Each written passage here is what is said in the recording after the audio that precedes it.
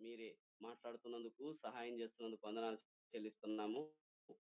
మీకే మహిమ చెల్లిస్తూ, మా రక్షకుడు, గొప్ప దేవుడైన యేసుక్రీస్తు ప్రభువారి సర్వశ్రేష్టమైన నామములో ప్రార్థించి కీర్తిస్తున్నాము మా తండ్రి. ఆమేన్. ఆమేన్. ఆమేన్. మంచిది.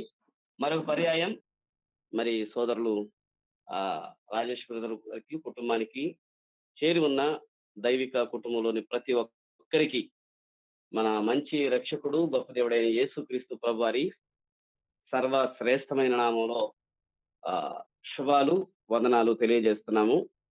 ప్రభునందు ప్రియమైన సోదరి సహోదరులారా, మనం గత ఆదివారం అపోస్తలుడైన పౌలు తెస్సలోనికైలకు రాసిన మొదటి పత్రిక ధ్యానాన్ని ఆరంభించాము. ఈ దినం ఈ పత్రిక ధ్యానాన్ని కొనసాగిస్తాం. ముందుగా మరికొన్ని మాటలు ఆ ఈ దినపు తరగతిలోనికి. నా వాయిస్ బాగానే వినపడుతుంది కదా అందరు? వినిపిస్తుంది. ఎవరైనా వినిపిస్తుంది అన్న. రైట్. Thank good. సో అందరూ మ్యూట్ లో ఉండండి, సౌండ్ రాకుండా. Thank you. రైట్. గత వారం మనం తెస్సలోనికి రాసిన మొదటి పత్రిక యొక్క బ్యాక్గ్రౌండ్ విషయాలు తెలుసుకున్నాము. అపోస్తలుడైన పౌలు చేసినటువంటి మిషనరీ ప్రయాణాలలో ప్రత్యేకించి 2వ మిషనరీ ప్రయాణం గురించి నేర్చుకున్నాము. తెస్సలోనికే పట్టణం యొక్క చరిత్ర, తెస్సలోనిక పట్టణం యొక్క చరిత్ర నేర్చుకున్నాము. తెస్సలోనిక పట్టణంలో ఉన్నటువంటి ప్రజలు ఎలాంటి వారో ఈ విషయాలు కూడా పోయిన వారం మనం విన్నాం. అలాగే పరిశుద్ధాత్మ దేవుడు అపోస్తలుడైన పౌలు మిషనరీ బృందాన్ని తెస్సలోనిక పట్టణానికి ఎలా పంపించారో, ఆ పట్టణంలో సువార్త ఎలా ప్రకటించబడిందో, సంఘ స్థాపన ఎలాగున జరిగిందో, సంఘానికి మీదకి వచ్చినటువంటి లేదా మిషనరీ బృందం మీదకి వచ్చిన తీవ్రమైన శ్రమలు ఎలా వచ్చాయో, వారు ఎలాగున ఆ ప్రాంతాన్ని విడిచి వెళ్ళిపోవాల్సి వచ్చిందో, ఈ సంగతులని విని మొదటి అధ్యాయాన్ని గురించినటువంటి కొన్ని విషయాలు, ఒక 5 వచనాలు మనం గత వారం విన్నాము. సో ఈరోజు మిగతా విషయాలను, మొదటి అధ్యాయంలో ఉన్నటువంటి మిగతా సంగతులను పౌలు, మిగతా బృందం, పౌలు, లూకా, శీల, తిమోతి, ఈ మిషనరీ బృందము తెస్సలోనిక పట్టణాన్ని దర్శించారు. 3 విశ్రాంతి దినాలు అక్కడ గడిపారు అని అపోస్తల కార్యాలు 17వ అధ్యాయంలో మనం చదువుతాం. 3 విశ్రాంతి దినాలంటే సుమారుగా 15 రోజుల నుండి 21 రోజుల వరకు. అయితే దేవుని మహాకృప అద్భుతం. ఈ 15 రోజుల నుంచి 21 రోజుల ఈ పరిచర్య ఫలితంగా తెస్సలోనిక పట్టణంలో సంఘము ఆవిర్భావం చెందింది, సంఘం పుట్టింది, సంఘ స్థాపన జరిగింది. కొద్దిమంది యేసు ప్రభువుని తెలుసుకున్నారు. ఆ భాగం మనం చదివితే ఈ మాటలు ఎక్కువ ఉంటాయి. అనేక మంది, చాలా మంది అని, 2-3 కాదు, అనేక మందితో, చాలా మందితో తెస్సలోనిక పట్టణంలో సంఘం ఆరంభమై అది కొనసాగింది. అయితే దేవుని పని జరిగే ప్రతి చోట సైతాను కూడా తన పని జరిగిస్తూనే ఉంటాడు. ఈ విషయాన్ని మనం ఎప్పుడూ మర్చిపోకూడదు. తర్వాత మనం దేవుని నమ్ముకుని దేవునికి ఇష్టానుసారంగా ఉన్న ప్రతి సందర్భంలో సాతాను మన మీద ఏదో ఒక రకమైన శ్రమ, ఇబ్బంది కలిగిస్తూనే ఉంటాడు. ఈ ఆత్మీయ సత్యాన్ని కూడా మనం మర్చిపోకూడదు. కొన్నిసార్లు ఆయా శ్రమ, ఇబ్బంది, కష్టం మనకు వచ్చినప్పుడు మనం కృంగిపోతా ఉంటాం. ఎన్నో ప్రశ్నలు మన మనసును తొలుస్తూ ఉంటాయి. కొన్ని ఆలోచనలు మన చెవిలో ఊగిసలాడుతూ ఉంటాయి. యేసు ప్రభుని నేను నమ్ముకున్నాను కదా, యేసు ప్రభు నేను తెలుసుకున్నాను కదా, యేసు ప్రభులోకి వచ్చాను, ఆయన ఇష్టాల ప్రకారమే బ్రతుకుతున్నాను కదా, మరి నాకెందుకు ఈ శ్రమ వచ్చింది, ఈ కష్టం నాకెందుకు వచ్చింది, దేవుడు ఎందుకు రానిచ్చాడు అనేటువంటి ఊగిసలాట మనకుంటుంది. అయితే గమనించాలి, అలాంటి ఊగిసలాట, ఇబ్బందికరమైనటువంటి ప్రశ్నలు మన జీవితాలలో ప్రస్తావిస్తున్నప్పుడు మనం ఎప్పుడు కూడా ఈ వాక్యాన్ని వాక్యాన్ని చదువుకోవలసిన వారమై ఉన్నాం. చూడండి, ఈ వాక్యాన్ని మన కొరకు చదువుతాము. పౌలు ఫిలిప్పీలకు రాసిన పత్రిక, అపోస్తుడైన పౌలు ఫిలిప్పీలకు రాసిన పత్రిక 1వ అధ్యాయం చివరి వచనం, 1వ అధ్యాయం 30వ వచనం చదవగలరా? క్రీస్తునందు విశ్వాసం ఉంచుట మాత్రమే కాక ఆయన పక్షమున శ్రమ పడుటయు ఆయన పక్షమున మీకు అనుగ్రహింపబడెను. ఎంత చక్కని వచనం ఇది. ఈ వచనంలో దేవుడు మనకు అనుగ్రహించిన 2 ఉన్నాయి. జాగ్రత్తగా ఈ మాట మనసులో పెట్టాలి. యేసుక్రీస్తు ప్రభువారు మనకు అనుగ్రహించిన, మనకు ఇచ్చిన 2 విషయాలు ఉన్నాయి. ఒకటి విశ్వాసం, రెండవది శ్రమలు. మన జీవితంలో ఉన్న విశ్వాసాన్ని మనకు అనుగ్రహించింది ప్రభువే, దేవుడే. విశ్వాసాన్ని అనుగ్రహించిన ప్రభువే ఆయన శ్రమలను కూడా అనుగ్రహించాడు. కనుక విశ్వాసాన్ని బట్టి ఎలా ఆనందిస్తూ సంతోషిస్తూ, దేవా నీ వందనాలు, నా జీవితాన్ని మార్చి నీ యందు విశ్వాసం ఉంచే ఈ కృప మీరు మాకు అనుగ్రహించారు, స్తోత్రం నాయన అని ఎలాగున ప్రభుకి స్తోత్రం చెప్తున్నామో, ఆయన అనుగ్రహించిన శ్రమలను బట్టి కూడా మనం ఆయనకు స్తుతులు చెల్లించవలసిన వారమై ఉన్నాం. అదేంటి, దేవుడు శ్రమలు ఇస్తాడా? ఇస్తే వాటిని బట్టి దేవునికి స్తోత్రం చెప్పాలా అని అంటామేమో. ఈ మాట మనసులో ఉంచండి. దేవుడు మనకు అనుగ్రహించిన ప్రతిదీ మన మంచి కోసమే. ఒక విషయం మంచిది కాకపోతే దేవుడు ఎన్నడూ మనకు అనుగ్రహించడు. అయినా మనం దేవుడు అనుగ్రహించిన దానిని, వాటిని చూడక దేవుణ్ణే చూడడం ఎంత గొప్ప దీవెన. ఈ రోజున క్రైస్తవ ప్రపంచంలో చాలా మంది దేవుని చేతిని చూస్తున్నారు కానీ దేవుని ముఖాన్ని చూడడం లేదు. అంటే దేవుడు ఇచ్చే వాటిని చూస్తున్నారు కానీ ఇస్తున్న దేవుణ్ణి చూడడం మానేశారు. అయితే మనం ఎలాంటి క్రైస్తవులమో మనమే నిర్ణయించాలి. అంటే దేవుని చేతిని చూచే క్రైస్తవులమా, దేవుని ముఖాన్ని చూచే క్రైస్తవులమా? ఏంటి తేడా? దేవుని చేతిని చూసే ప్రతి ఒక్కరూ, దేవా నీ ఇచ్చే చేతిని చూస్తున్నాము, నాకు అనుకూలమైనవి ఇవ్వు, నాకు ఆనందాన్ని కలిగించేవి ఇవ్వు, నాకు నచ్చినవి ఇవ్వు ప్రభువా అని చేతిని చూస్తారు. కానీ దేవుని ముఖాన్ని చూచేవారు దేవుడు ఇచ్చిన వాటిని బట్టి చూడరు కానీ దేవుని బట్టే, ఇచ్చిన దేవుణ్ణే చూస్తారు, ఆయన్ని ఘనపరుస్తారు అన్న విషయాన్ని మనం జ్ఞాపకం చేసుకోవాలి. కనుక దేవుడు మనకేమిచ్చాడు అన్నది కాదు ప్రాముఖ్యం, ఇచ్చింది దేవుడే కదా అనేదే అత్యంత ప్రాముఖ్యం. సో కనుక తెస్సలోనికయ సంఘం ఇలాంటి సంఘమే. తెస్సలోనికయలో ఉన్నటువంటి ఈ సంఘం దేవుణ్ణి చూచే సంఘం.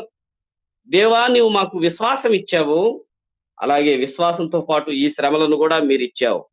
కనుక విశ్వాసం ఇచ్చినప్పుడు మేము ఎంత సంతోషంగా ఆ విశ్వాసాన్ని స్వీకరించామో, తీసుకున్నామో, విశ్వాసాన్ని బట్టి ఆనందిస్తూ దేవా నీకు వందనాలని స్తోత్రం చెప్తున్నాము.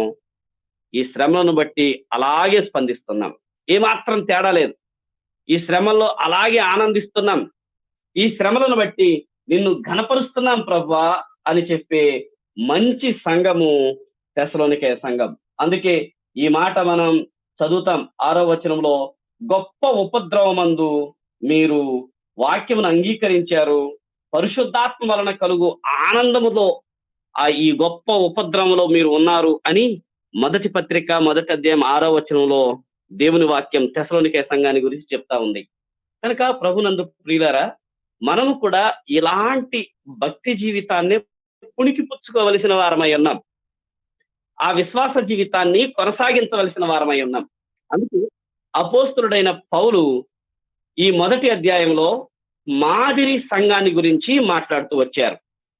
సంఘము మాదిరి కలిగిందిగా ఉండాలి అని. ఇంతకీ సంఘం అంటే నీవే దేవుని సంఘం కదా, నేనే దేవుని సంఘం కదా, మనమే దేవుని సంఘం కదా. ఈ విషయాన్ని మనము మర్చిపోకూడదు. సంఘం అంటే అది ఎక్కడో ఉంది అని అనుకోవద్దు. మనందరము దేవుని సంఘమే, నేను వ్యక్తిగతంగా దేవుని సంఘమే అన్న విషయాన్ని మన మనసులో పెట్టాలి. కనుక నేను మాదిరిగా ఉండవలసిన అవసరత ఉంది. నేనున్న స్థానిక సంఘము మాదిరిగా ఉండవలసిన అవసరత ఉంది. ఇదిగో ఈ గూగుల్ మీట్ లో ఉన్న ప్రతి ఒక్కరం వ్యక్తిగతంగాను సామూహికంగా అందరమును మాదిరికరమైన జీవితాన్ని ఖచ్చితంగా మనం కలిగి ఉండవలసిన అవసరత ఉంది. తెస్సలోనికే సంఘస్థులు అలాంటి మాదిరి సంఘమే. ఈ మొదటి అధ్యాయం మనం నేర్చుకుంటున్న ప్రతిసారి మన మనసులో ఖచ్చితంగా ముద్రించబడిన ఒక విషయం, నేను మాదిరి కలిగిన వ్యక్తిగా ఉండాలి, మాదిరి కలిగిన దేవుని బిడ్డగా, మాదిరి కలిగిన సంఘంగా నేను ఉండవలసినటువంటి అవసరత ఖచ్చితంగా ఉంది అని మనం తీర్మానము తీసుకోవాలి. ఖచ్చితంగా తెస్సలోనికే సంఘము మాదిరి కలిగిన సంఘమే. కొన్ని విషయాలు మనం పోయిన వారం విన్నాము. వాటిని మరింత కొంచెం లోపలికి వెళ్ళి ఈ విషయాలను మనం ధ్యానం చేసే ప్రయత్నాన్ని చేస్తాము. గమనించాలి. 4వ వచనం నుండి ఈ మాటలు ఉన్నాయి. 4వ వచనం నుండి, తెస్సలోనికయలో ఉన్న దేవుని సంఘము మాదిరి కలిగిన సంఘము అని వింటూ వస్తున్నాం. అయితే తెస్సలోనికలో ఉన్న ఈ సంఘం ఏ విషయాల్లో మాదిరిగా ఉంది? పోయిన వారం ఈ స్లైడ్ చూసాం మనం. మరికొంత విషయాలు నేర్చుకొని మనం ముందుకి వెళ్తాం. ఏ విషయాల్లో మాదిరిగా ఉంది అని ఆలోచన చేయాలి. మాదిరి అంటే అనుసరించదగిన వైఖరి అని అర్థం. అనగా వ్యక్తిగతంగా ఈ మాటను మన మనసులో పెట్టాలి. సంఘము అనే పదం వాడుతున్నప్పుడు వ్యక్తిగతంగా తీసుకోవాలి, సామూహికంగా తీసుకోవాలి. ప్రాముఖ్యంగా వ్యక్తిగతంగా ముందు తీసుకొని తర్వాత సామూహికంగానే తీసుకోవాలి. ఎందుకని? భక్తి అంటే అది ముందు వ్యక్తిగతమైంది, తర్వాతే సంఘ సంబంధమైంది. కనుక భక్తి జీవితాన్ని మనం వ్యక్తిగతంగా ముందు పట్టించుకోవాలి. కానీ చాలా మందికి అలవాటైన విషయం ఏమిటంటే గుంపులో వెళ్ళిపోతామంతే, అందరిలో కలిపి. కానీ అలా కాదు. బైబిల్ మనకు చెప్తుంది, ఆయన మనకు వ్యక్తిగతంగా దేవుడు, సామూహికంగా కూడా దేవుడై ఉన్నాడు. కనుక ముందు మనం మన భక్తిని వ్యక్తిగతంగానే అన్వయం చేసుకోవాలి. మన జీవితాలు మాదిరికరంగా ఉండాలి. అంటే ఇతరులు మన జీవితాలను చూసినప్పుడు వారు మన జీవితాలను అనుసరించగలిగిందిగా, నేను కూడా ఇలాగే బ్రతకాలనుకుంటున్నాను అనేటువంటి భావన ఎదుటి వారికి కలగాలి. అది మనం చెబితే కలిగేది కాదు. మన జీవితాన్ని చూచి ఈ భావన వారి హృదయంలోనే కలగవలసిన అవసరత ఉంది. అందుకే కీర్తన గ్రంథంలో 2 విశేషమైన పదాలు ఉపయోగించబడడం మనం చూస్తాం. ఒకటి నేనైతే అనే పదం, 2 నేను కూడా అనే పదం. నేనైతే, నేను కూడా అనే పదాలు మనం చూడొచ్చు. అంటే ఈ 2 పదాలు ఏమిటి? కొద్దిమంది మంచి జీవితాన్ని చూసినప్పుడు నేను కూడా అలాగ ఉంటే బాగుండు కదా అని అనుకోవాలి. కానీ కొద్దిమంది వేరైన జీవితాలు, చెడ్డ జీవితాలు, జీవితంలో దేవునికి వ్యతిరేకంగా ఉండే జీవితం కలిగి ఉన్నప్పుడు నేనైతే అలాగున ఉండను కదా అని అనుకోవాలి. అందుకే కీర్తనాకారుడైనటువంటి దావీదు 52వ కీర్తనలో దోయేగు అనే వ్యక్తిని గురించి మాట్లాడుతూ వస్తాడు. 52వ కీర్తనలో దోయేగు సౌలు ఆజ్ఞను బట్టి యాజకుల్ని చంపిన తర్వాత దావీదు ఆ కీర్తన రాసి దోయేగుని గురించి మాట్లాడుతూ, అయ్యో అతడు ఎంత ఘోరంగా దేవుని యాజకులను చంపేశాడు అని అతని గురించి ప్రస్తావన చేసి చివరికి వచ్చేసరికి అంటాడు, నేనైతే దేవుని మందిరంలో పచ్చని ఒలీవ చెట్టులాగా ఉన్నాను అని చెప్పాడు. చూసారా? ఆ వ్యక్తి యొక్క దుష్ట జీవితాన్ని ప్రస్తావించిన తర్వాత నేనైతే అలాగున ఉండను అన్న విషయాన్ని ఆయన జ్ఞాపకం చేశాడు. సో మనం కూడా మన జీవితాలు ఎదుటి వారికి ఎలా ఉన్నాయో మనం ప్రశ్నించుకోవలసిన వారమై ఉన్నాం. కనుక మన జీవితాన్ని ఇతరులు చూసినప్పుడు నేను కూడా ఇదిగో ఈ అన్నలాగే ప్రార్థనా జీవితం కలిగి ఉండాలి కదా, వాక్య జీవితం కలిగి ఉండాలి కదా, విశ్వాస జీవితాన్ని కలిగి ఉండాలి అని అనుకోవాలి. అంతేగాని అమ్మో నేను వాళ్ళలాగా ఉండనయ్యా, నేనైతే ఇలాగ ఉండను అని చెప్పుకునేటట్లుగా ఉండకూడదు అన్న సంగతిని మనం జ్ఞాపకం చేసుకోవలసిన వారమై ఉన్నాం. రండి ముందుకు వెళ్దాం. తెస్సలోనికే సంఘం మాదిరి సంఘము అని విన్నాం. వారు ఏ విషయాల్లో మాదిరిగా ఉన్నారు? పోయిన వారం రాసుకున్న విషయాలే. నెంబర్ 1, మొట్టమొదటి విషయం, వారు వాక్యాన్ని అంగీకరించే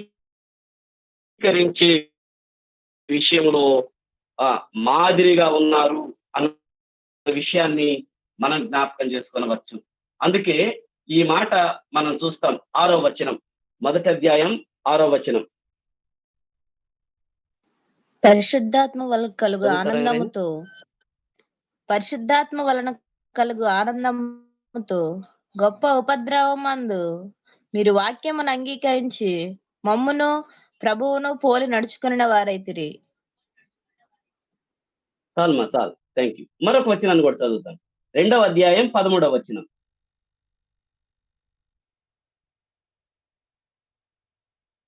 2వ అధ్యాయం 13వ వచనం. ఆ హేతువు చేతను మీరు దేవుని గూర్చిన వర్తమాన వాక్యము మా వలన అంగీకరించినప్పుడు మనుషులమని ఎంచక అది నిజముగా ఉన్నట్టు దేవుని వాక్యమని దాన్ని అంగీకరించితిరి కనుక మేమును మానక దేవునికి కృతజ్ఞతాస్తుతులు చెల్లించుచున్నాము. ఆ వాక్యమే విశ్వాసులైన మీలో కార్యసిద్ధి కలుగజేయుచున్నది. Thank you. సో ఈ 2 వచనాల్లో తెస్సలోనికే సంఘస్థులు దేవుని వాక్యాన్ని అంగీకరించారు అనే విషయం మనం నేర్చుకుంటాం. వారు దేవుని వాక్యాన్ని అంగీకరించిన చక్కని వ్యక్తులు. సో అందుకే వారు దేవుని వాక్యాన్ని అంగీకరించే విషయంలో ఆ చుట్టుపక్కల ఉన్న వారికి మాదిరి చూపారు. 7వ వచనంలో అకయాలోను మాసిదోనియాలోను ఉన్న విశ్వాసులకు మీరు మాదిరి అయ్యారు అన్న విషయాన్ని చెప్తూ వచ్చాడు. నిజమే, దేవుని వాక్యాన్ని అంగీకరించే విషయంలో వీరు మాదిరి చూపిన సంఘం. ఈ మాట నన్ను సూటిగా అడగనివ్వండి. మనము దేవుని వాక్యాన్ని అంగీకరించే వారిమేనా? వ్యక్తిగతంగా అడగనివ్వండి, నీవు దేవుని వాక్యాన్ని అంగీకరించే వ్యక్తివేనా? నేను అంగీకరిస్తున్నాను అని చెప్తామేమో, కానీ దేవుని వాక్యాన్ని అంగీకరించడం అంత సులభమైన సంగతి కాదు, తెలుసా? ఎందుకని? దేవుని వాక్యాన్ని గురించి బైబిల్ గ్రంథం మనకేం చెప్తుందో తెలుసా? దేవుని వాక్యపు పోలికలు ఇలా చెప్పబడ్డాయి. హెబ్రీ పత్రిక 4వ అధ్యాయం 12వ వచనం ప్రకారం దేవుని వాక్యం ఎలాంటిది? 2 అంచులు కలిగిన ఎటువంటి ఖడ్గము కంటే వాడి అయినది అని చెప్పబడింది. దేవుని వాక్యము అగ్ని లాంటిది అని చెప్పబడింది. దేవుని వాక్యము సుత్తి లాంటిది అని చెప్పబడింది.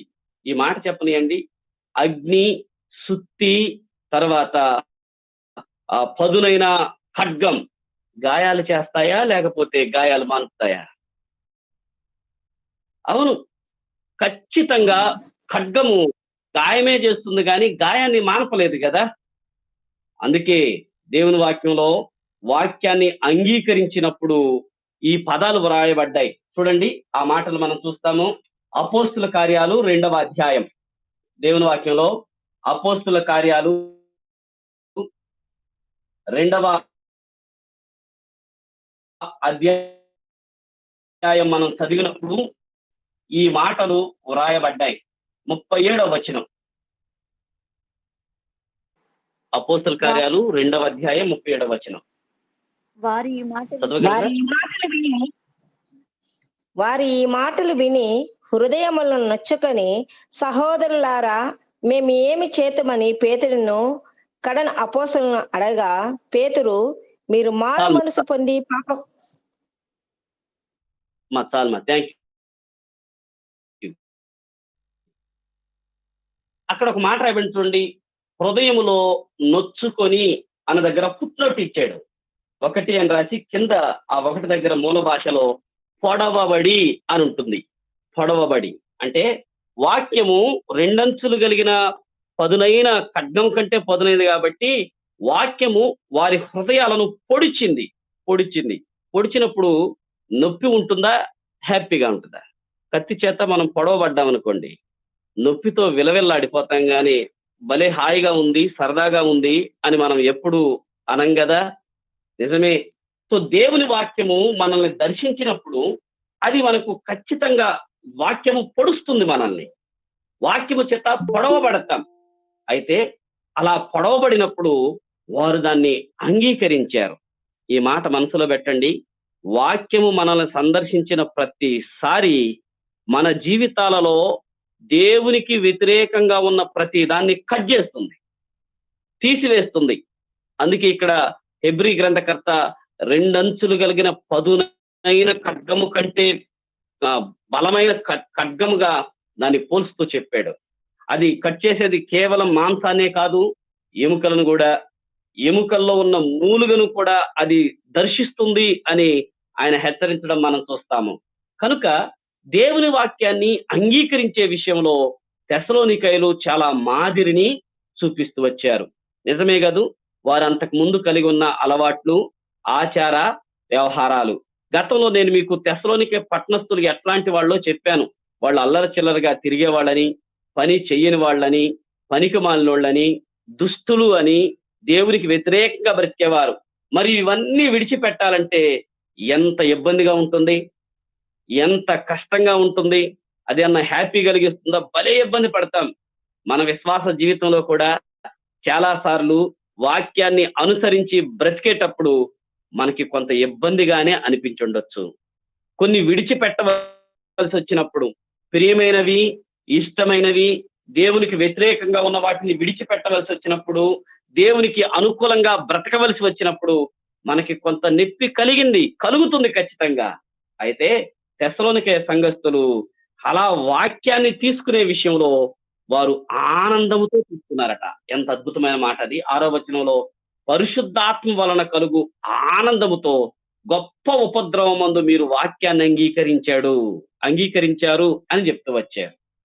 ఎంత అద్భుతమైనటువంటి సంఘం. నిజమే, గొప్ప ఉపద్రవం, ఎంతో కష్టము, ఎంతో ఇబ్బంది వారికి ఉంది. 1వ అధ్యాయం 6వ వచనం ప్రకారం. 3వ అధ్యాయం 4వ వచనంలో వారు చాలా శ్రమను అనుభవిస్తున్నారు, చాలా ఇబ్బంది ఉంది, ఉపద్రవాలున్నా, శ్రమలున్నా వారు వాక్యాన్ని అంగీకరించారు అని దేవుని వాక్యం చెప్తుంది. వాక్యాన్ని కూడా ఎట్లా అంగీకరించారట? 2వ అధ్యాయం 13వ వచనం ప్రకారం అది మనుషుల మాటలు అని వాళ్ళు తీసుకోలేదు. ఎలా తీసుకున్నారు? దేవుని మాటలే అని చెప్పారు. వాళ్ళకి చెప్తుంది పౌలు గారు ఇలా చెప్పారు అని తీసుకోలేదు సుమి, దేవుడు నాతో ఇలా మాట్లాడాడు అని తీసుకున్నాడు.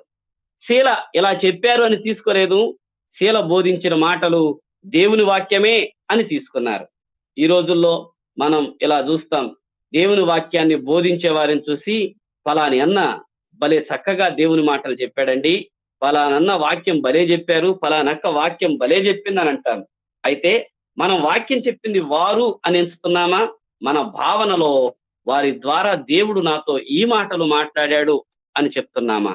ఒకవేళ వారి ద్వారా ప్రభువే నాతో ఈ మాటలు సంభాషించారు అని మనం చెప్పుకొని దేవుని మాటలే ఇవి అని అంగీకరిస్తే ఎంత దీవెన, ఎంత ఆశీర్వాదం మన జీవితాల్లో ఉంటుంది.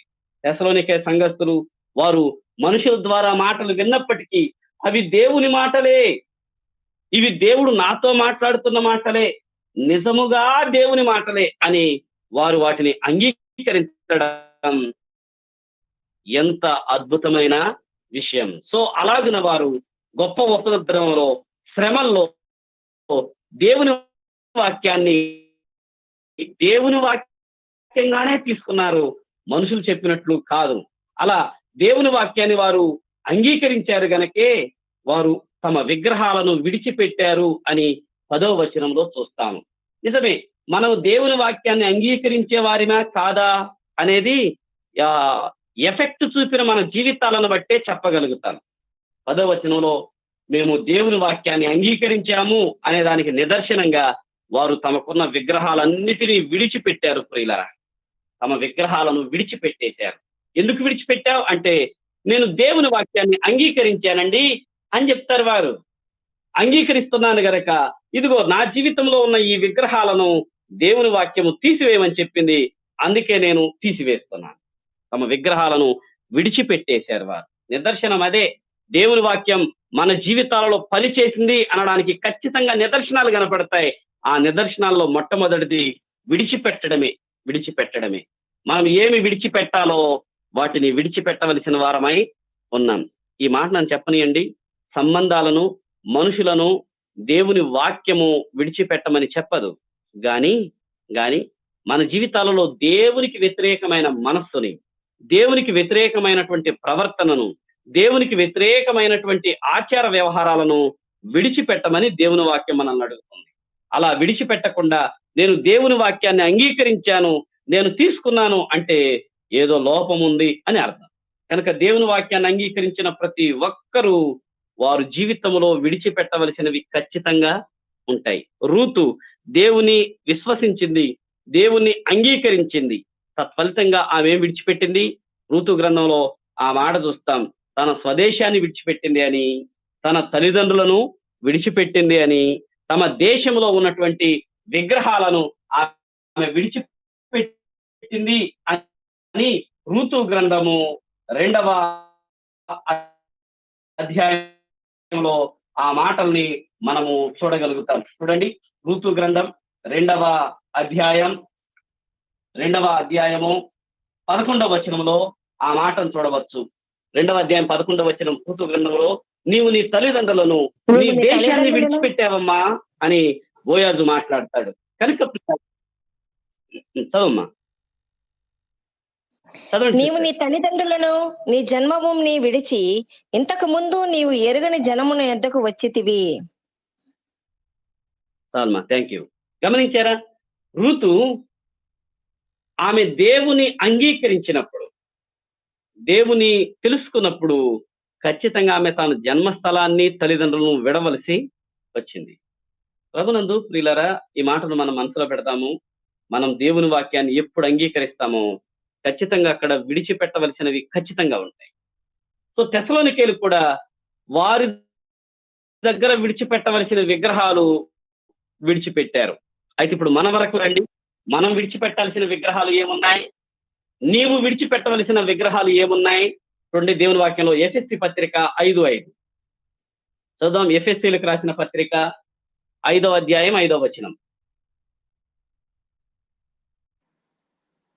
వ్యభిచారి అయినను, అపవిత్రుడైనను, విగ్రహారాధికుడై ఉన్న లోబి అయినను క్రీస్తు యొక్కయు దేవుని యొక్కయు రాజ్యమునకు హక్కుదారుడు కాడని సంగతి మీకు నిశ్చయముగా తెలియను. రైట్ మా, థ్యాంక్ యూ. సో ఈ వచనంలో విగ్రహారాధికుడై ఉన్న లోభి అనే మాట చూస్తాం. అంటే కొద్దిమంది తమ ధనాన్నే తమకు విగ్రహంగా చేసుకున్నారు. అది దాని అర్థం. తమ ధనమే వారికి విగ్రహం.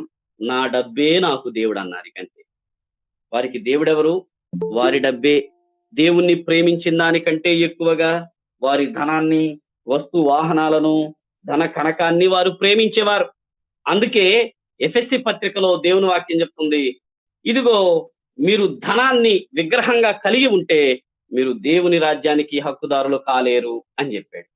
నేటి దినాల్లో దేవుని వాక్యాన్ని అంగీకరించిన మనము ధనం అనే విగ్రహాన్ని, లేకపోతే ధనాన్ని మన జీవితంలో విగ్రహంగా చేసుకోకూడదు.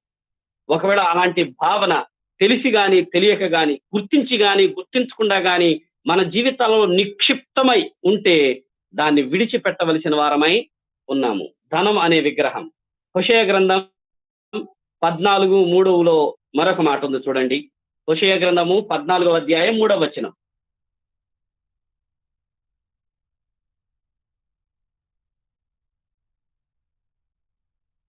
చదవగలరా? వారు విశ్వాసఘాతకులు కాకుండా నేను వారిని గుణపరచుదును. వారి మీదనున్న నా కోపము చల్లారెను. మనస్ఫూర్తిగా వారిని స్నేహితును.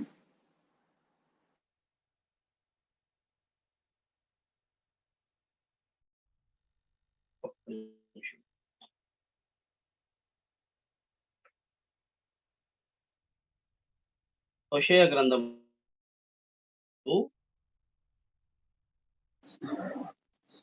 అశ్వరుల చేత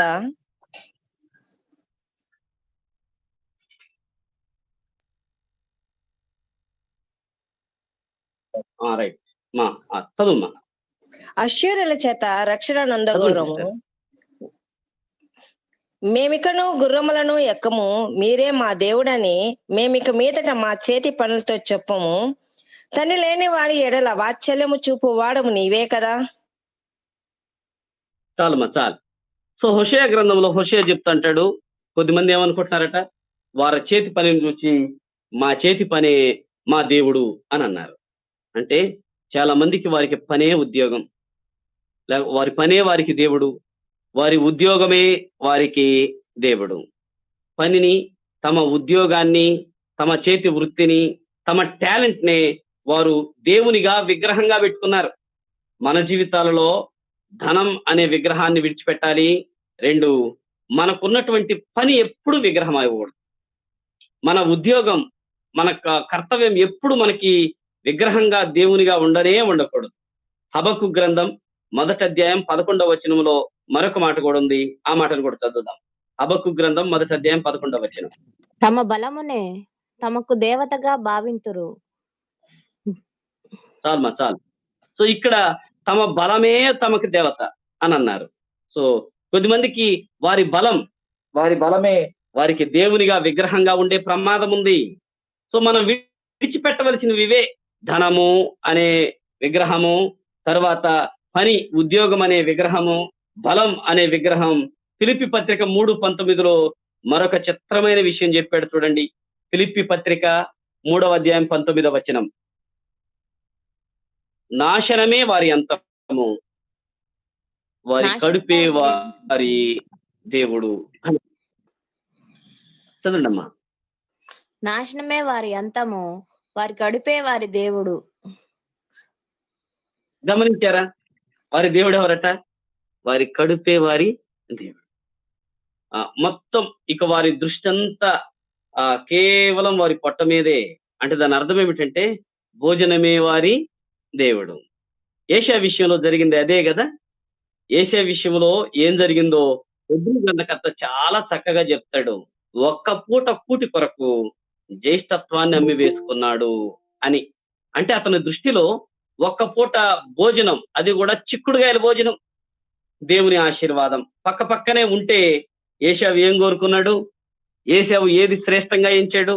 ఆ ఒక్క పూట చిక్కుడుగాయల కూర భోజనమే శ్రేష్టంగా ఎంచలేదా? కనుక మన జీవితాల్లో మనం ఇలాంటి వాటన్నిటిని, ఇవి విగ్రహాలే, వాటిని విడిచిపెట్టవలసిన వారమై ఉన్నాం. కానీ చాలా సార్లు దేవుని ఎరిగిన వారు ఇలా చేస్తుంటారు. మత్తయి సువార్త 23వ అధ్యాయం 24వ వచనంలో ఈ మాట ఉంది చూడండి. మత్తయి సువార్త 23వ అధ్యాయం 24వ వచనం. అందులైన మార్గదర్శకులారా, దోమ లేకుండాట్లు వడియగట్టి ఒంటెను మృంగువారు మీరే. యేసు ప్రభువు చెప్పిన మాట ఎంత బాగుంది. ఆనాటి ఇశ్రాయేల్ జనాంగంలో శాస్త్రులు, పరిసయ్యులైన వారు ఏం చేస్తున్నారట? దోమ లేకుండానట్టు ఒడియగట్టి ఒంటెను మింగుతూ ఉన్నారు అని అన్నాడు. సో ఈ మాట అర్థం ఏమిటంటే ఇశ్రాయేలీలకు కొన్ని జంతువులు అపవిత్రం. లేవ్యకాండంలో మనం చూస్తాం ఆ మాటల్ని. ఇశ్రాయేలు కొన్ని జంతువులను అంటే అసలు తినకూడదు, ఆ జంతువుల్ని అపవిత్రంగా ఎంచారు. కొన్ని పక్షులు, సముద్రం నుండి కొన్ని చేపలు, భూమి మీద తిరిగేటువంటి కొన్ని జంతువులను అపవిత్రంగా ఎంచాడు. దేవుడు అపవిత్రంగా ఎంచిన జంతువులలో అతి చిన్నది దోమనే. దోమ అంటే దోమలు నోట్లోకి వెళ్ళిపోకుండా వాళ్ళు కాపాడుకోవాలి. దోమలు తినకూడదని. 6 కాళ్ళ జంతువులు. కాబట్టి వాళ్ళు ఏం చేసేవాళ్ళు తెలుసు? ఇశ్రాయేలు ఏం చేసేవాళ్ళు అంటే, ఒకవేళ మేము నీళ్లు తాగేటప్పుడు కానీ, ఎప్పుడైనా ఏదైనా పరిస్థితుల్లో అన్నం తినేటప్పుడు కానీ దోమలు ఏమన్నా నోట్లోకి వెళ్ళిపోతాయేమో, మాకు తెలియకుండానే అపవిత్రమైనటువంటి జీవిని తింటామేమోనని చెప్పి వాటర్ తాగుతున్నప్పుడు, లేదా వాటర్ లో ఏమైనా ఏగో దోమ చచ్చి పడిపోతుందేమోనని ఆ వాటర్ ని వాళ్ళు ఫిల్టర్ చేసి వడపోత పోసి తాగేవాళ్ళు. ఎంత జాగ్రత్త! అపవిత్రమైన జంతువు నోట్లోకి వెళ్ళకూడదని. అయితే వారు దోమ పోకుండా ఉండినట్లుగా వడపోత పోసారు గాని ఏం మింగుతున్నారట? ఒంటెల్నే మింగేస్తున్నారు. ఇశ్రాయేలుకు అపవిత్రమైన జంతువుల్లో ఒంటె పెద్దది. పెద్ద జీవేమో ఒంటె, చిన్నదేమో దోమ. చిన్న దోమను మాత్రం వడిగట్టారు గాని పెద్ద ఒంటెను మాత్రం అమాంతం మింగేశారు. పెద్ద వాటిని మాత్రం అమాంతంగా మింగారు. చిన్న వాటిని మాత్రం చాలా గట్టిగా పట్టుకొని వడపోత పోసి మరీ తాగుతూ వచ్చారు. చాలాసార్లు విశ్వాస జీవితంలో మనం ప్రాముఖ్యంగా ఎంచిన దేవునికి వ్యతిరేకమైన వాటిని తీసివేసుకోవడానికి ఇష్టపడం. అనువైనవి, సులువైనవి, లేకపోతే సులభంగా చేయగలిగిన వాటిని విడిచిపెట్టి గొప్పగా ఫీల్ అయ్యే చాలా మందిని బయట చూస్తాం మనం. అయితే ఈ మాట చెప్పనియండి, వ్యక్తిగతంగా నేను అలా ఉండకూడదు, వ్యక్తిగతంగా నీవు అలా ఉండకూడదు. దేవుని పిల్లలముగా అది మనకు తగదు అన్న విషయాన్ని మన మనసులో పెట్టుకోవాలి. కనుక చిన్నదైన దోమైనా, పెద్దదైన ఒంటైనా సరే దేవుని వాక్యం చెప్తుంది, అది విడిచిపెట్టవలసిన అవసరత ఖచ్చితంగా ఉంది.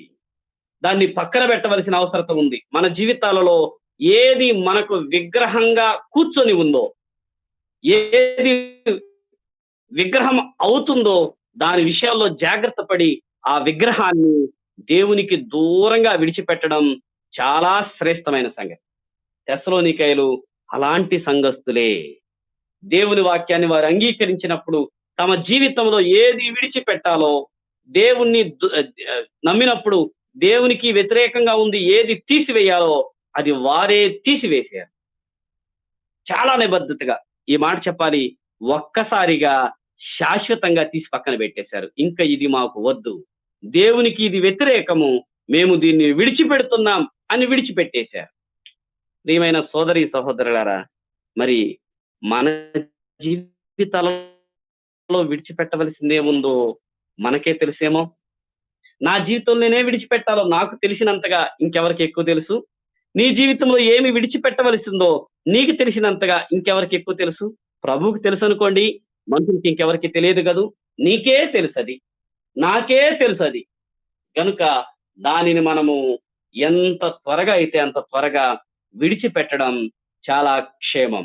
మనం విడిచిపెట్టకుండా నేను వాక్యాన్ని అంగీకరించే వ్యక్తిని, వాక్యాన్ని కలిగి ఉన్నాను అని చెబితే అది ఒకంత అబద్ధమే అవుతుందని మనం జ్ఞాపకం చేసుకోవాల్సిన వారమై ఉన్నాం. కనుక తెస్సలోనికయ సంఘములో ఉన్నటువంటి విశ్వాసులు వాక్యమును అంగీకరించే విషయంలో వారు తమ మాదిరిని చూపించారు. కొన్ని గాయాలైనా ఇబ్బందులుగా ఫీల్ అయినా సరే, ఇది దేవుని వాక్యము, దేవుడే నాకు ఇచ్చిన వాక్యం, ఖచ్చితంగా దీన్ని నన్ను అంగీకరించాల్సిందే అని వారు అంగీకరించారు. గాయాలై ఉండొచ్చు, పొడవబడి ఉండొచ్చు గాక, అది ఆ నష్టం కొరకు పొడవబడడం కాదు, దీవెన కొరకు, ఆశీర్వాదం కొరకే వాక్యము మనకి గాయము చేస్తుంది. సో రెండవ విషయం, వారు దేవుని వాక్యాన్ని అంగీకరించే విషయంలో మాదిరి చూపించారు. రెండవ విషయం ఎలా ఉంది చూడండి, దేవుని సేవకులను పోలి నడుచుకునే విషయంలో వారు మాదిరి చూపించినట్లుగా మనం 6వ వచనంలో చూస్తాము. సో 6వ వచనం ప్రకారం వారు దేవుణ్ణి పోలి నడుచుకునేటువంటి విశ్వాసులు. సంఘం దేవుని సేవకులను పోలి నడుచుకునే విషయంలో వారు తమ మాదిరిని మాసిదోనియా, అకయా ప్రాంతాలకు చూపిస్తూ వచ్చారు. వారి మాదిరి ప్రస్ఫుటంగా, ఈ మాట చెప్పనియండి, గొప్ప తెర మీద ప్రదర్శించబడిన చిత్రము వలె తెస్సలోనికేల మాదిరి జీవితము ఆ మాసిదోనియా, అకయా ప్రాంతాలకు ప్రదర్శించబడింది. వారిదే కాదు, ఈనాడు నీ జీవితం, నా జీవితం కూడా ఇలాగే ప్రదర్శించబడాలి అని ప్రభు కోరుతున్నాడు. అందుకే మనము ఎలాంటి వారమో పౌలు కొరింథీ పత్రికలో చెప్తూ, మనము క్రీస్తు పత్రికమై ఉన్నాము కదా అని అన్నాడు. అంటే మనం వాల్ పోస్ట్ లాంటి వాళ్ళం. ఈ గోడకు అంటించినటువంటి ఈ వాల్ పోస్ట్ అందరి కంటికి కనబడుతుంది ప్రియులారా, అందరూ చూసేటట్లుగా ఉంటుంది. అలాగే మనము కూడా దేవుని వాల్ పోస్ట్ లాంటి వాళ్ళమి. అందరూ మనల్ని చూస్తారు, అందరూ మన జీవితాన్ని చూస్తారు. అయితే మన జీవితం ఎలా ఉంది? దేవుని పోలి ఉందా? దేవుని సేవకులను పోలి ఉందా? ఇది చాలా ప్రాముఖ్యం. ఎందుకని? మనము క్రైస్తవులం అయ్యాము అన్నప్పుడే క్రీస్తులాగా బ్రతకడానికి పిలువబడ్డాము అని అర్థం. యోహాను రాసిన మొదటి పత్రిక 2వ అధ్యాయం 6వ వచనం. యోహాను రాసిన మొదటి పత్రిక 2వ అధ్యాయం 6వ వచనం. వానిలో దేవుని ప్రేమ నిజముగా పరిపూర్ణమాయెను.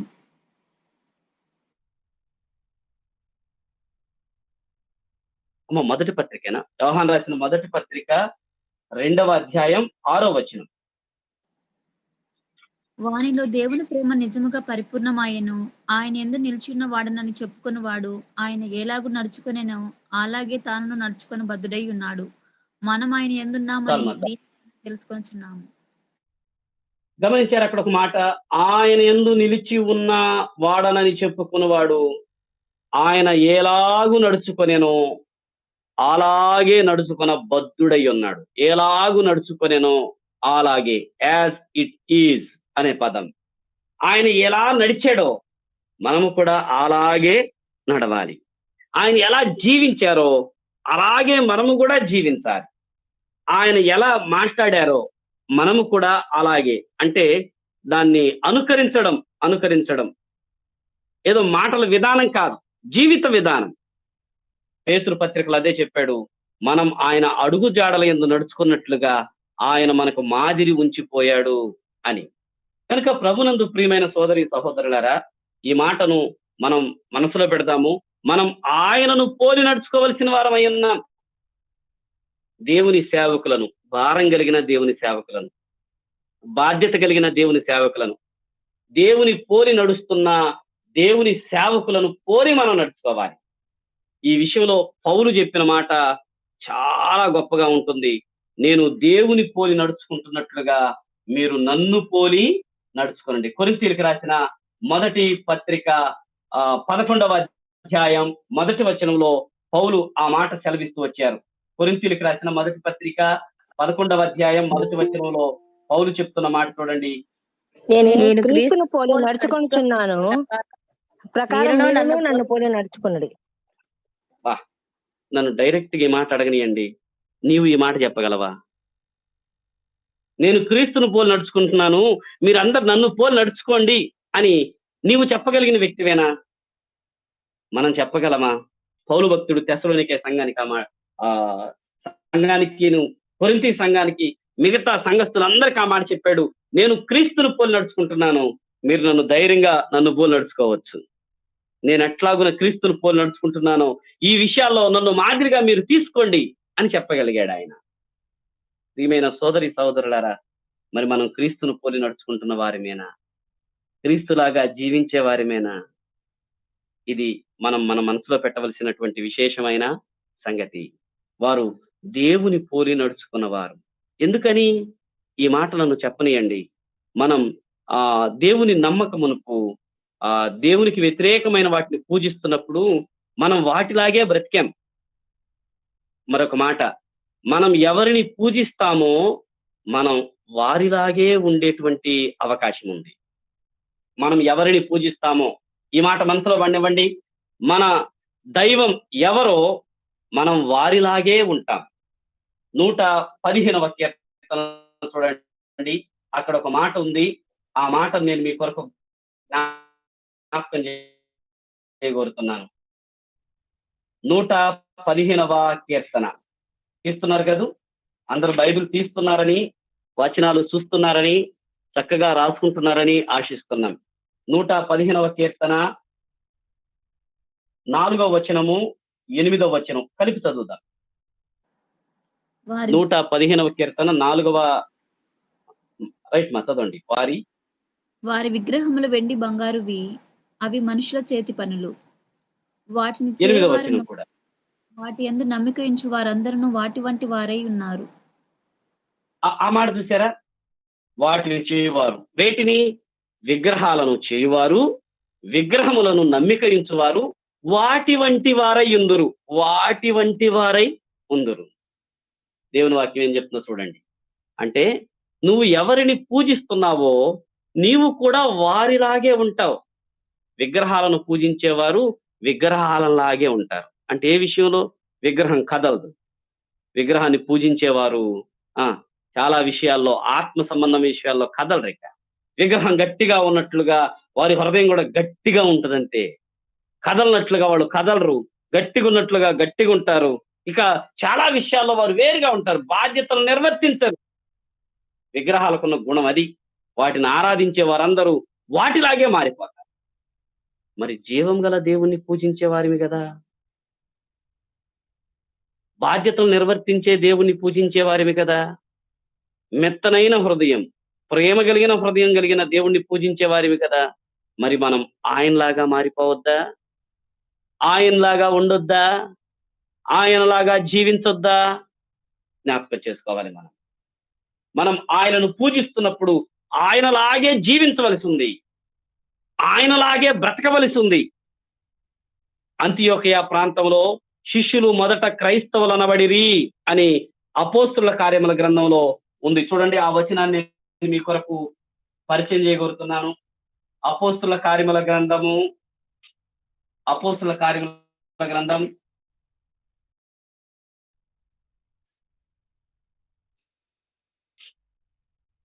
11వ అధ్యాయం 26వ వచనం చివరిలో ఉంది చూడండి. అపోస్తుల కార్యముల గ్రంథం 11వ అధ్యాయం 26వ వచనం. మొట్టమొదట అంతియొక్కలో శిష్యులు క్రైస్తవులు అనబడిరి. అది మొట్టమొదట అంతియోకయాలో శిష్యులను చూసిన వారు క్రైస్తవులను పిలిచారు. ఎందుకని? మీకు ఇంకో మాట చెప్పాలి. ఇది పొగట్టగా పిలిచిన పేరు కాదు తెలుసా, హేళనగా అవమానంగా పెట్టబడిన పేరు ఇది. అంత్యోకయలో ఉన్న దేవుణ్ణి నమ్మిన విశ్వాసం చూసినప్పుడు, శిష్యులను చూసినప్పుడు ఆ చుట్టుపక్కల ఉంటున్నారు నవ్వుతూ, ఒరే చూడండిరా, అప్పుడెప్పుడో మనం విన్నాం యేసు అనే వ్యక్తి గురించి, అతడు ఎట్లా ఉన్నాడని మనం విన్నాము, ఇదిగిదిగి వీళ్ళు కూడా అట్లాగే ఉన్నారు, వీళ్ళు క్రీస్తువులాగా ఉన్నారు, వీళ్ళు క్రైస్తవులట, వీళ్ళు యేసులాగే ఉంటున్నారని చెప్పి నవ్వుకుంటూ అపహాస్యముతో క్రైస్తవులనే పేరు పెట్టారు. దేవునికి స్తోత్రం. దేవుని ఎరగని వారు అపహాస్యముతో, హేళనతో ఏ పేరు పెట్టారో ఆ పేరును దేవుడు ఆశీర్వదించాడు, ఆ పేరును దేవుడు స్థిరపరిచాడు ప్రియులరా. అందుకే మనం పత్రికల్లో చూస్తాము ఎవడైనా క్రైస్తవుడైనందుకు ఆ పేరును బట్టి ఆనందపడాలని, ఆ పేరును బట్టి అతిశయించాలని, ఆ పేరును బట్టే దేవుని స్తుతించాలని దేవుని వాక్యం చెప్పిన మాట మనం మర్చిపోకూడదు. చాలా సార్లు నీ విశ్వాస జీవితాన్ని బట్టి, దేవుని కలిగి ఉన్న దాన్ని బట్టి నువ్వు అవహేళన చేయబడుతుండొచ్చు. వచ్చాడండి భక్తుడు అబ్బా అంటూ నిన్ను అవహేళన చేస్తుండొచ్చు. నీ ఇంటి వారే అవహేళన చేస్తుండొచ్చు, నీ పొరుగు వారు, నీ కొలీగ్స్. కొన్నిసార్లు చిత్రం, బాధ కలిగించే సంగతే సంఘస్థులే, నిన్ను ఎరిగిన వారే నిన్ను అవహేళన చేస్తుండొచ్చు. సోదరి సహోదరులారా, ఏమాత్రం బాధపడవద్దు. ఆ పేరును బట్టి అతిశయిద్దాం. నేను ప్రభువుని పోలి నడుచుకుంటున్నానండి, అది నాకు అతిశయం అని చెప్పాలి. అందుకే కొరింథీయులకు రాసిన మొదటి పత్రికలో 1వ అధ్యాయం 30వ వచనంలో పౌలు అన్నాడు, అతిశయించువాడు ప్రభువునందే అతిశయించవలెను. దేవునికి స్తోత్రం కలుగును గాక. మన అతిశయం ప్రభువే, నీ అతిశయం ప్రభువే. నువ్వు ప్రభువుని పోలి నడుచుకున్న వ్యక్తివా, దేవునికి స్తోత్రం. అది నీకు అతిశయాన్ని, ఆత్మ సంబంధమైన ఆనందాన్ని కలిగించేటువంటి గర్వాన్ని పుట్టించాలంతే. నేను ప్రభువుని పోలి నడుచుకుంటున్నానండి, నాకు అదే అతిశయం. దేవునికి స్తోత్రం. మీరు అవహేళన చేసుకుంటారా, నన్ను బాధించే మాటలు మాట్లాడతారా, మాట్లాడుకోండి, అది మీ వంతు. కానీ నేనైతే ప్రభువుని పోలి నడుచుకుంటున్నాను. ఈ మాట చెప్పనియండి. వారు ప్రభువుని పోలి నడుచుకుంటున్నారు కాబట్టి గొప్ప ఉపద్రవాలు వచ్చాయి, శ్రమలున్నాయి, కానీ వారు ఆనందముతో వాటిని స్వీకరించారు. వాటిలో సైతం ఆనందపడగలిగారు, వాటిలో సైతం సంతోషించగలిగారు. లోకానికి ఇది సాధ్యంగా తెలుసా? లోకానికి శ్రమల్లో ఉన్నప్పుడు వాళ్ళు ఆనందపడలేరు ప్రియులారా.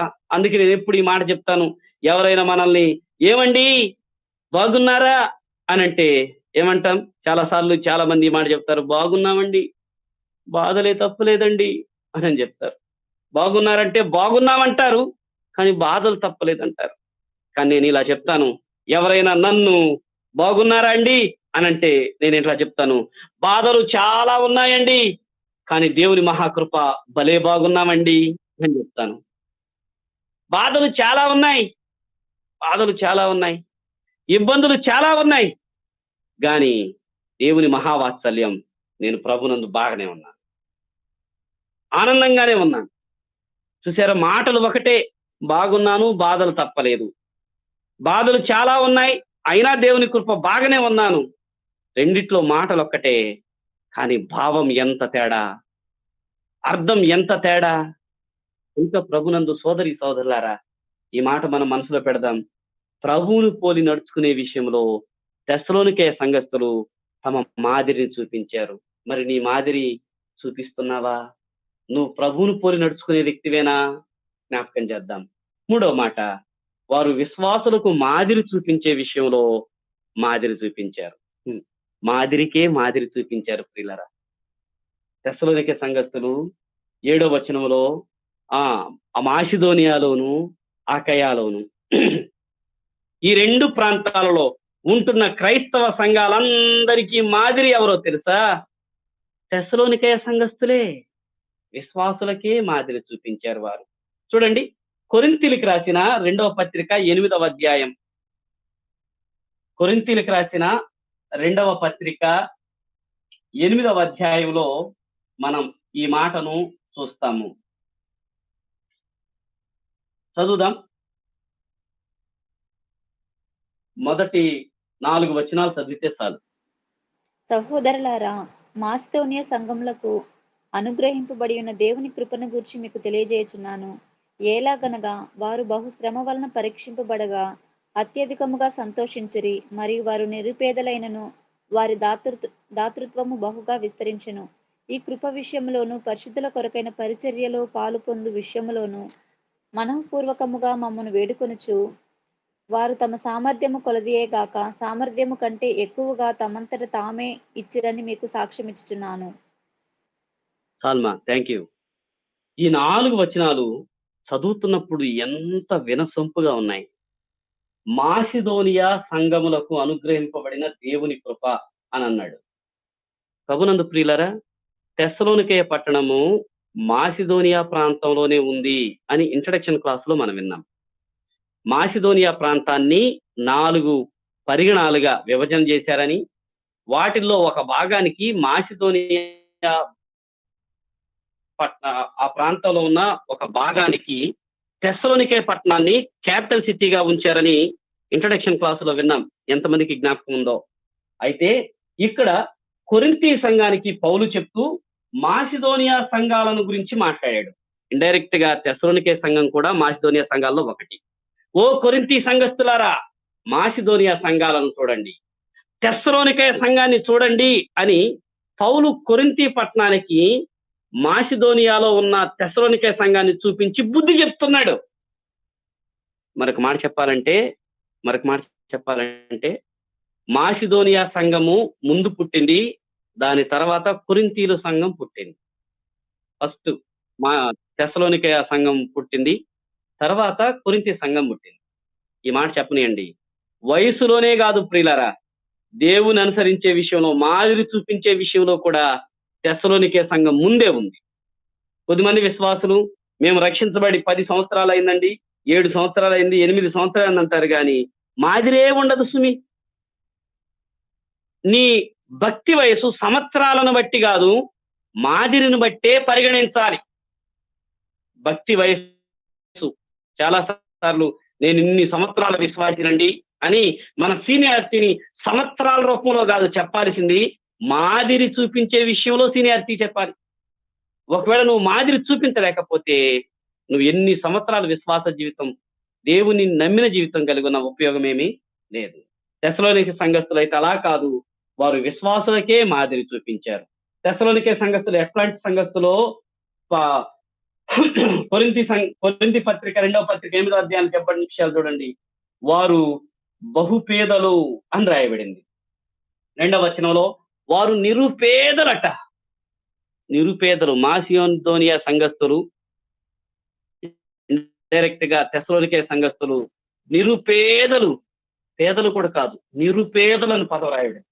2వది, వారు బహుశ్రమలు అనుభవిస్తున్నారు. నిరుపేదలు బహుశ్రమలు అనుభవిస్తున్నారు. అయితే నిరుపేదలైన బహుశ్రమల్లో ఉన్న వారు ఆనందించేవాళ్ళు. భలే కష్టాల్లో ఉన్నారు కానీ నోటిలో నవ్వు చెరిగిపోలేదు ప్రియులరా. అది యాంత్రికమైన నవ్వు కాదు, మళ్ళీ ఏదో నవ్వాలి కాబట్టి నవ్వే నవ్వు కాదు, స్వచ్ఛందంగా హృదయంలో నుండి వచ్చినటువంటి నవ్వుని వారు కలిగి ఉన్నారు. దాన్ని చూసిన అవతల వాళ్ళకి ఆశ్చర్యం అనిపించింది. ఇదేంట్రా, వీరు నిరుపేదల స్థితిలో ఉన్నారు, ఏమీ లేవు, వీళ్ళు ఇంత బాధలో ఉన్నారు, ఇన్ని కష్టాల్లో ఉన్నారు, కానీ ఇన్ని బాధల్లో ఇంత హ్యాపీగా ఎట్లా ఉండగలిగారు, ఎలా నవ్వగలుగుతున్నారు, ఇంత సంతోషం ఎట్లా ఉంది? అవతలకి షాక్, ఆశ్చర్యం. కీర్తన గ్రంథం 4వ కీర్తన చివరి చరణం ఇట్లా ఉంటుంది: వారి ధాన్య ద్రాక్షారసములో నిండిన నాటి సంతోషము కంటే అధికమైన సంతోషం నీవు నా హృదయమందు పుట్టించితి. అబ్బబ్బా, ఎదుటోళ్ళ ఇంట్లోనేమో ధాన్య ద్రాక్షారసాలు సమృద్ధిగా ఉన్నాయి, కానీ వీళ్ళింట్లో ఏమీ లేవు. కానీ కీర్తనకారుడు అంటున్నాడు, వాళ్ళకంటే అధికమైన సంతోషం దేవా నువ్వు నా హృదయంలో ఉంచావు. ప్రభునందు ప్రియులరా, ఆనందం అనేది మనం తెచ్చుకుంటే వచ్చేది కాదు, ప్రభు మన హృదయంలో పుట్టించేది. ఆనందము ధాన్య ద్రాక్షారసాలను బట్టి, ఇలా చెప్పనియండి, ఉద్యోగాలను బట్టి, వస్తున్న శాలరీని బట్టి, కలిగి ఉన్న అందాన్ని బట్టి, ఆస్తులను బట్టి, బ్యాంక్ బ్యాలెన్స్ను బట్టి, బంగారం ఎంత ఉంది అనే దాన్ని బట్టి ఆనందం ఉండదు ప్రియులారా. అవి ఉన్నా లేకపోయినా ఆనందము ఖచ్చితంగా దేవుడిచ్చేది హృదయంలోనే పుట్టిస్తాడు. ఈనాడు చాలా మంది దేవుడు తమకిచ్చిన ఆనందాన్ని వారే దొంగిలించుకోవడం బహు విచారకరం. ఈ మాట మనసులో చెప్పనీయండి. దేవుడు మనకిచ్చిన ఆనందాన్ని దేవుడు తీసివేయడు, సాతాను దొంగిలించలేడు. గాని దేవుడిచ్చిన ఆనందాన్ని దొంగిలించే ఒకే ఒక దొంగ ఉన్నాడు. ఎవరా దొంగ? నీవే ఆ దొంగ. దేవుడు నీకిచ్చిన ఆనందాన్ని నువ్వే దొంగిలించగలవు, ఇంకెవరికి సాధ్యం కాదు అది. దేవుడు నాకిచ్చిన ఆనందాన్ని నేనే దొంగిలించగలను, ఇంకెవరికి సాధ్యం కాదు. ఆనందపడలేకపోతుంటే అది పరిస్థితుల ప్రభావం, దేవుడు కాదు కారణం, నీవే. నీవే నీ హృదయానందాన్ని దొంగిలించావు. వాక్యం తెలుసుకో.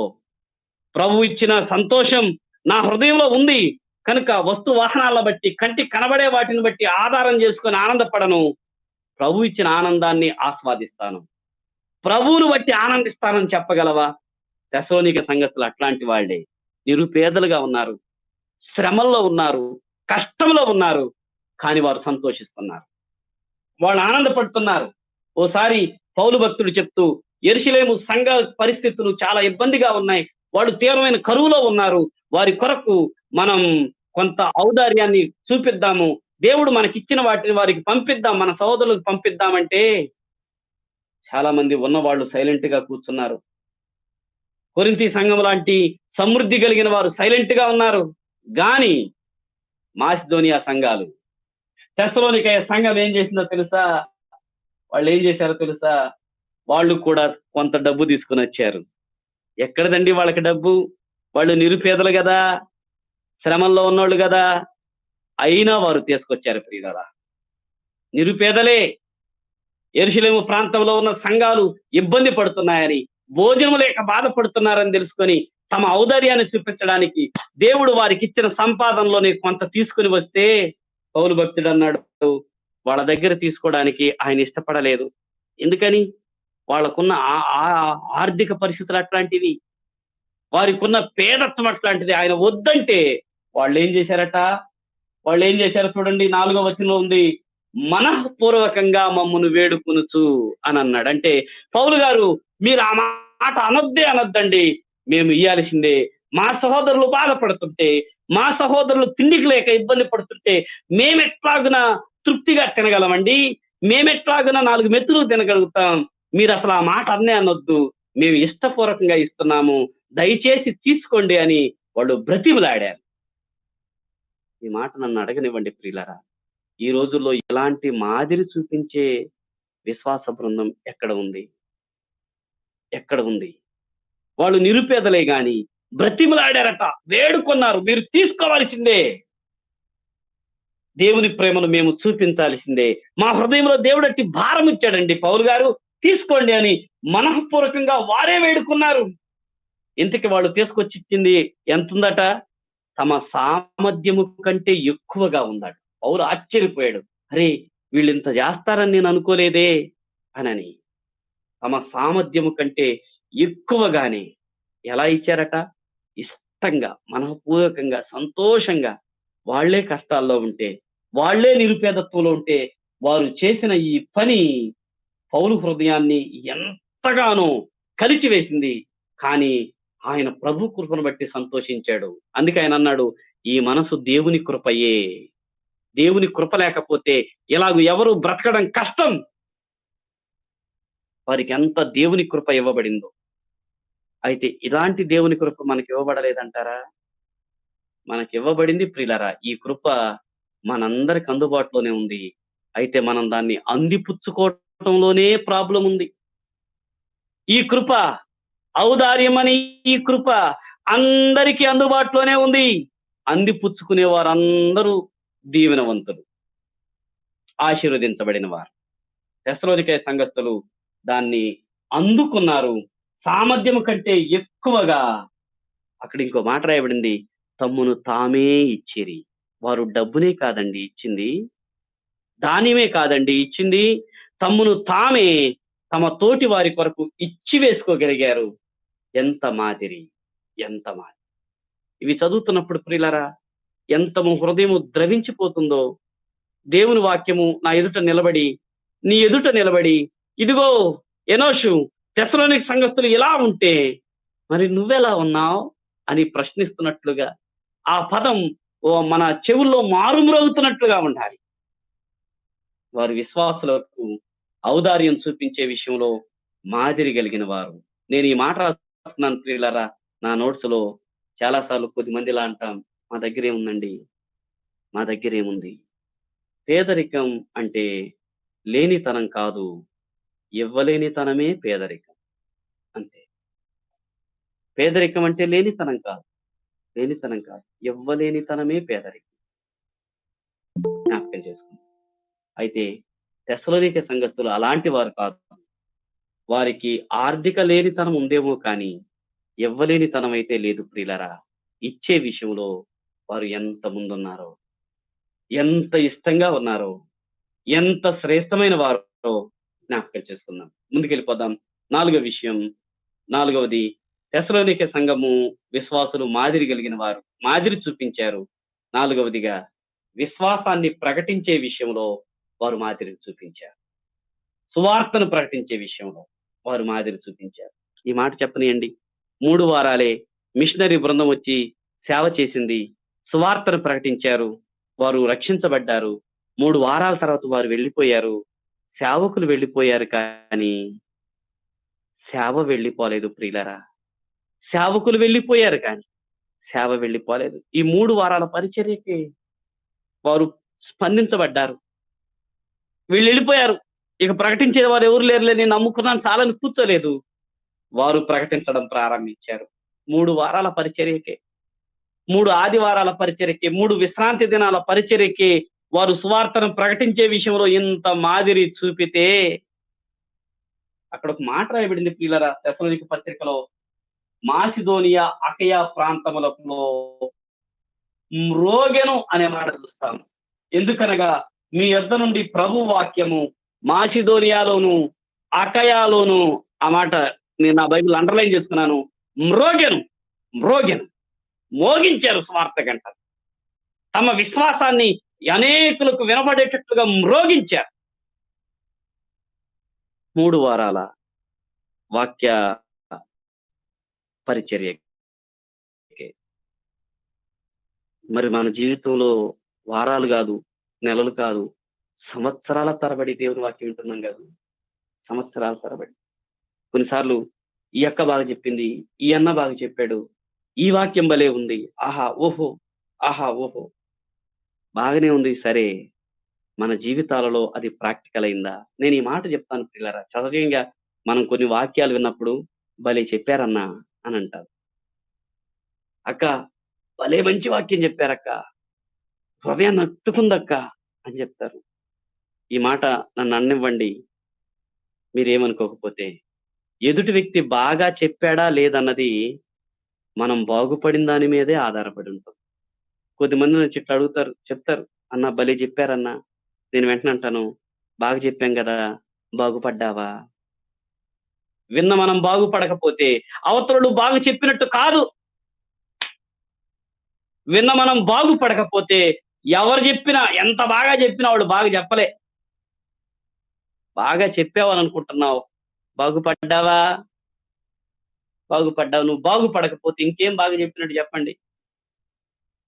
కనుక తెస్సలోనికే సంఘము విశ్వాసులు సువార్తను ప్రకటించే విషయంలో మాదిరి చూపించారు, తమ విశ్వాసాన్ని వెల్లడి చేశారు. మరి నువ్వు నీ విశ్వాసాన్ని వెల్లడి చేస్తున్నావా? ఈ మాట అన్నివ్వండి.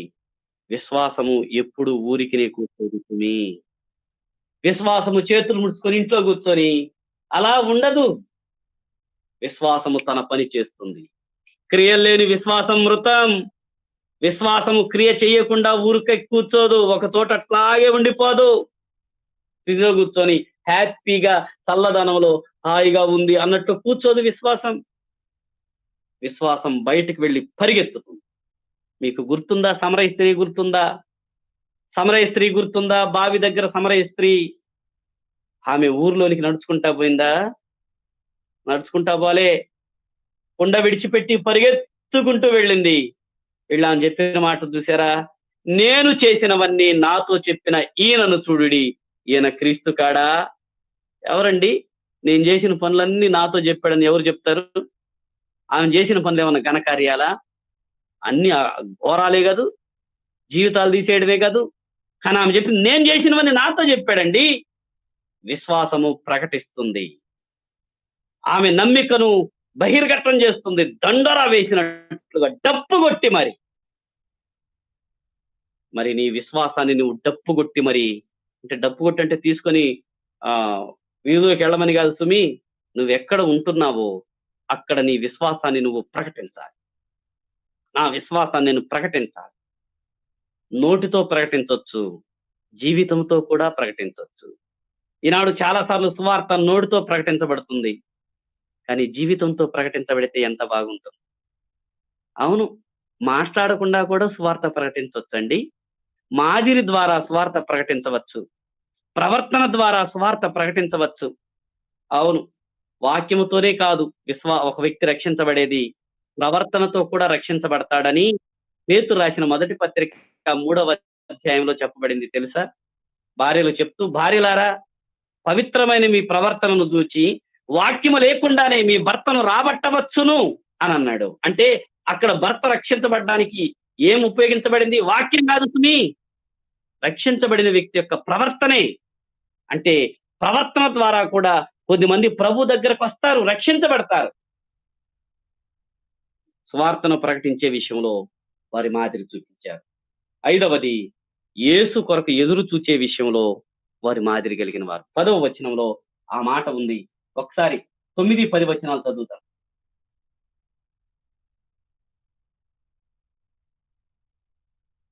తెస్సలోనికి రాసిన మొదటి పత్రిక 1వ అధ్యాయం 9, 10 వచనాలు.